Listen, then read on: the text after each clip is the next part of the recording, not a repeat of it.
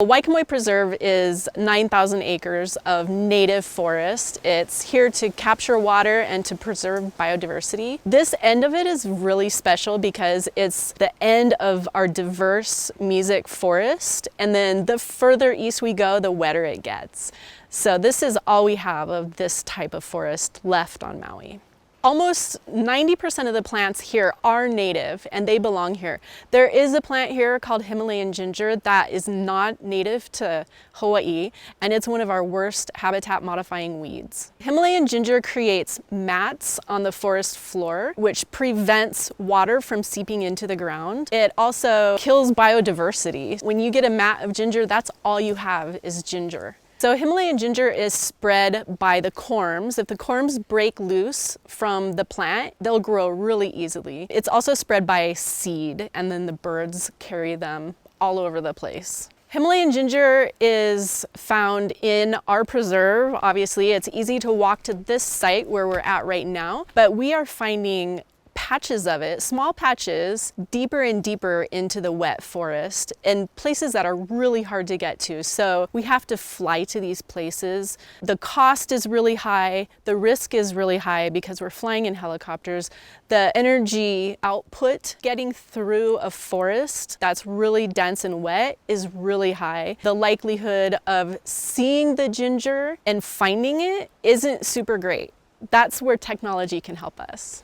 Some of our challenges leading up to getting into the remote forest to control the ginger, we have to book a helicopter, and sometimes they're not available, and we're weather dependent. So if it's too windy or there's clouds that are laying low, or if it's raining, helicopters can't get into those areas. Then we also have to get herbicides. So we're using herbicides, and we use a bottle and we just cut the stem and we just drip a small amount of herbicide on the cut stem, and that's how we control it. Another challenge is moving through the forest. We're supposed to stay so that we can see each other. We don't want to miss any of the ginger. We want to get all of it while we're out there, since the cost is so high to get there. Sometimes when we're out doing other work and we're not expecting to find ginger, we will run into it, or somebody that we've contracted with to do other work in the forest, they will run into it. And then they have to collect a GPS point and we have to go back to it. So unexpected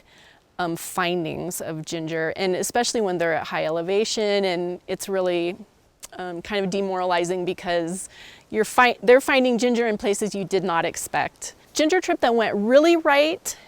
We went to a remote camp. There were 4 of us. We were there to control the ginger. We got some really great pictures. We controlled all of it and we can't find any more. So that was a success story. Removal of the ginger works. Finding it is really, really hard, especially when you have a sea of green, you have all this texture. It's really hard. Even in looking at imagery, it's hard to detect the ginger.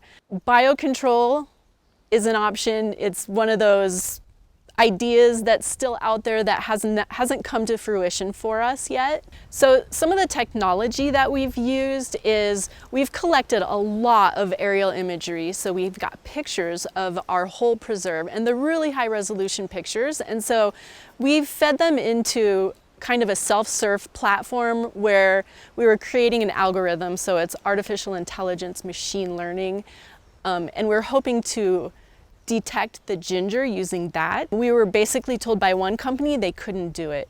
We had success with a second company that was using video. So we flew a drone over the preserve where we knew there was ginger.